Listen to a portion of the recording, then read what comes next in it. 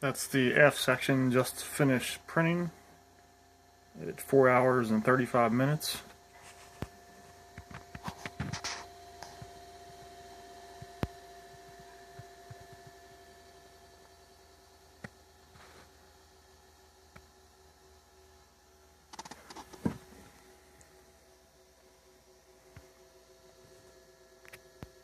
Stay tuned for more.